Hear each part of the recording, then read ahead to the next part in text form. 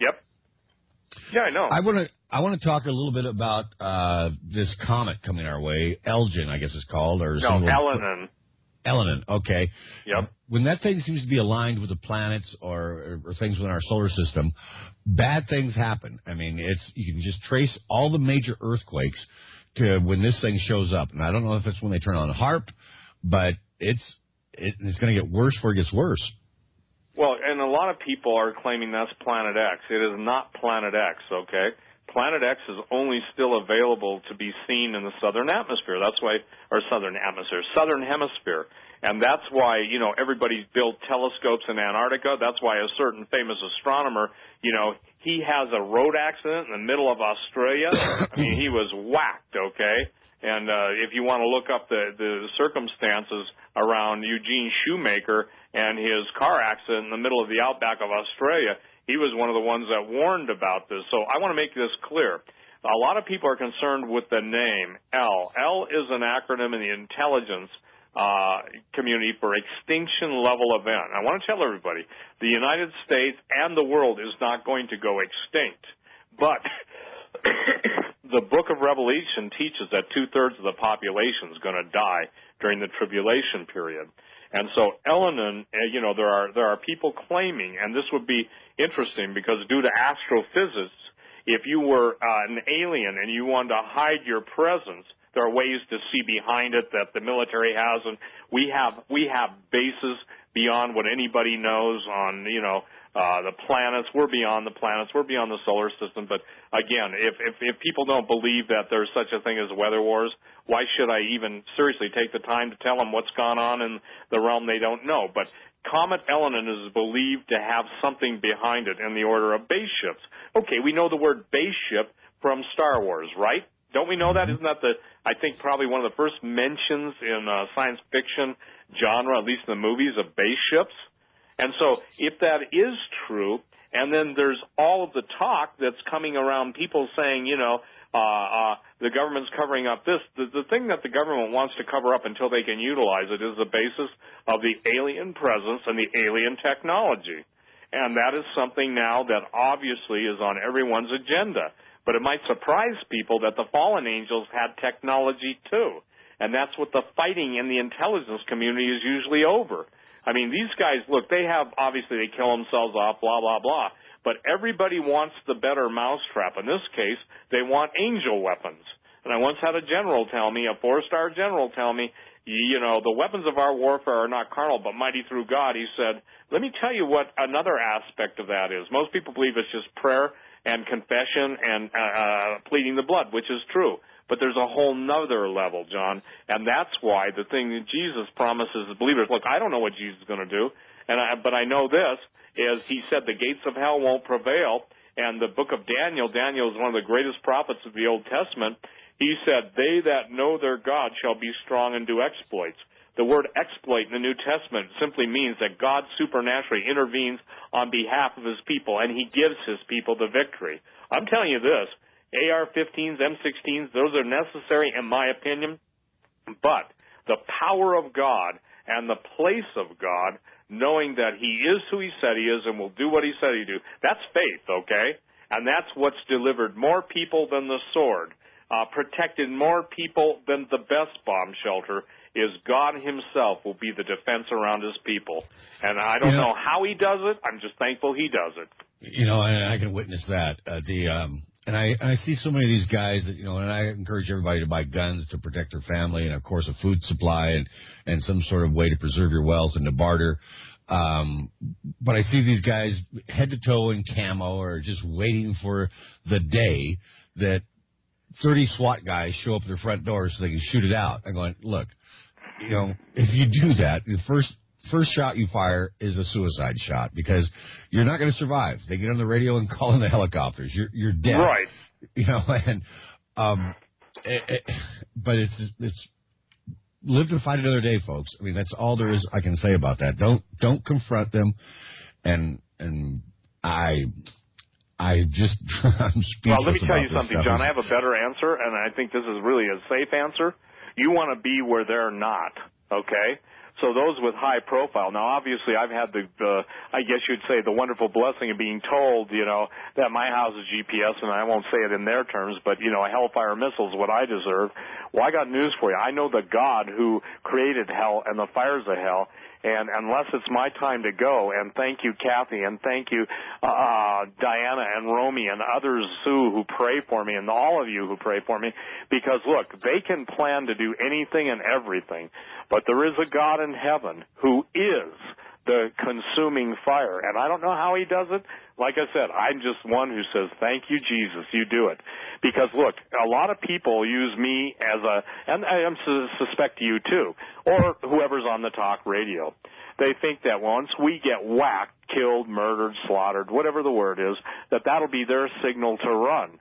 And I can tell people this, you better not go by that, because you better go by being able to hear the voice of God and know where not to be. So I want to share everything. Those of you who are on the high priority list, you want to be where they're not. If they're coming to your house, you don't want to be there. You cannot adapt a fortress mentality against modern warfare. You have to stay, basically very, very mobile and very, very tuned in. So, and by the way, if someone breaks into your house in Montana, you still have the right to defend your family and your position or your home.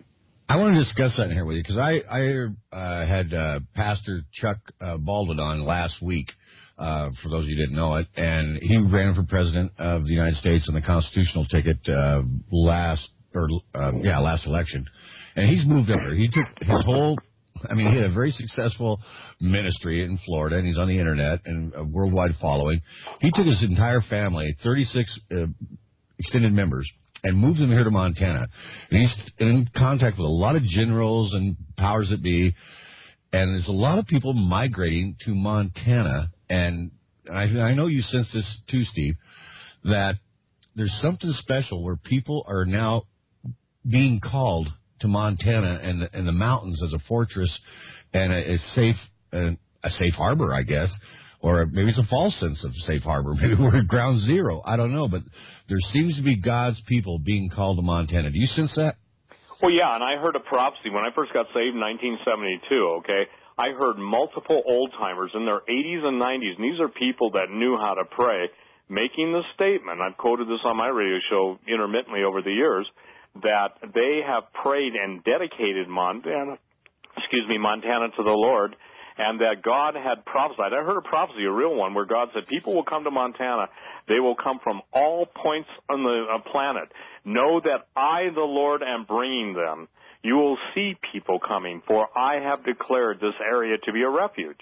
Now, does that apply to all Montana? I heard that in Bozeman. If you were to see Bozeman, you'd think it's, the second Berkeley. It's probably one of the most liberal towns in Montana. I don't even think Missoula is where we're at. But the point is that, we have a lot of trust babies up here, but there are a lot of people, trust baby, are people that move here from either coast. They got a lot of money, and they want to basically save the wolves, save the buffalo, and, save their donkeys. But the point is that we've got one of the wealthiest developments in the country that's gone through, Yellowstone Club, it's gone through bankruptcy, reacquisition, the actual club, the people own their houses on their land free and clear. But, there's a lot of people moving to Montana, and I know people that are being led here. That means that God told them to do it.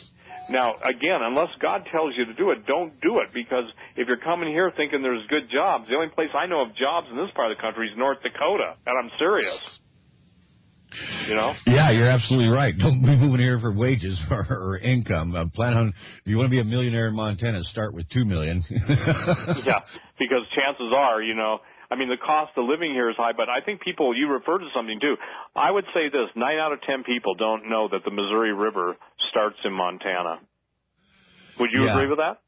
And it's flooding, and unfortunately, all this water that's being melted off right now, and even more to come, folks, is all headed downstream towards our brothers and sisters in the Mississippi and the Missouri Delta lands. And unfortunately, those people that are so far from the Mississippi, that had their farms, their homes, They're being flooded by the diversion of the Mississippi, and more is coming. It's not over. Please pray for them. We're having a tornado outbreak right now today. It's going across Missouri, and thank you, Lord, for bypassing Hawk and all those he loves. And the power of prayer does work, folks. The blood of Jesus will cover you and protect you. And I said that in my closing arguments in court, Steve. I don't know if you know that. And yeah, you told me that. I was standing there all alone, and it turned out very, very badly for me. But now, I've persevered because of the generous donations for your listeners and my listeners, and thank you for that. But I've stood my ground, and my wife looked at me last night and says, "You're a man, John." And it kind of took me back a little bit. I'm going, well, yeah, I'm a male. Says, no, you're a man. I mean, and folks, there's some things you got to do as a man. You can't be this little urban metroite or whatever they call them out there. Metrosexual. Yeah. I mean, I know you have to wear your shirt and ties and stuff like that, but, buck up. Get a backbone. Get those things between your legs working. And I don't mean just be a sexual nymphomaniac. Yeah, I know what you mean. I mean, understand God gave them to you for a reason. Don't allow anyone to clip them. Yeah, I mean, and women yearn for that. I mean, maybe that's what they see in you and me. I don't know. We're stand-up guys, but, I'm not such an arrogant fool that, little children that are in need of help, just break my heart. And, I don't need to be the fastest guy on the football team. I'm very comfortable in the shoes that I wear, and it's just that, I don't know. It's not like I have a soft spot, but I'm not afraid to have a soft spot, but I'm also not afraid to be strong and not back up when the time comes. Well, and that's by the grace of God. You see, this is the thing, and I think it's true. I think that, and I don't know if I made the statement before, but, more men have been prayed into the kingdom by praying wives than wives prayed into the kingdom by non-praying men. And I got to share this with you. It's always true. You go to any speaking event. Now, this is at least what I've seen. Now, maybe things have changed because I quit going to them years ago. But the predominance of women with their Bibles open superseded men. I got to tell you something. I think sports, and look, if you like sports, it's okay, But I think that spectator sports have spilled over into spectator Christianity, where basically everybody's waiting for, the campings, Jesus coming tomorrow, the 21st. Well, no, now he's coming in October. No, wait, he was coming in 1988. The answer to the question is, when is he coming, is really a simple one. When God says it's time. And we sure got a long way to go. And people will fight over when does the rapture happen. People fight with me all the time over that. And I say, look, I don't have any more time. If it doesn't come, what will you do? Or if it doesn't come when you think it will come. And, so the point that I'm trying to make at this juncture in time, John, is that, look, it's right before our eyes what's going on. The volcanoes really are going up. The earthquakes really are happening. New forms of genetically altered bacteria and viruses that have been created in the labs being released on the earth. War on the garden. And if any of you have gardens and they're not covered, and you think you're growing organic, you're growing Frankenfood, okay? Frankenstein Frankenfood. Because of the mutagenic, M-U-T-A-G-E-N-I-C nature of so many of the compounds beyond the barium, beyond the ethylene dibromide that's being sprayed in the continual destruction of our planet, all of the chemicals combine to, in other words, to produce genetic mutations. So cover.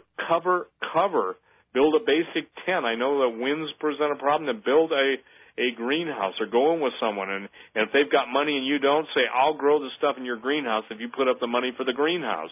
This is a time where, again, people are going to have to pull together. It's something as simple and as cheap as fronting somebody some seeds. What do seeds cost? Next to nothing, but get the good ones and help some young family or some senior citizen that, go plant a garden for them. And offer to cultivate it, and with no cost or just help one another right now. But just even the seeds, be a sharecropper if it comes to that. I don't know anybody that wouldn't allow you to use part of their land to grow some food.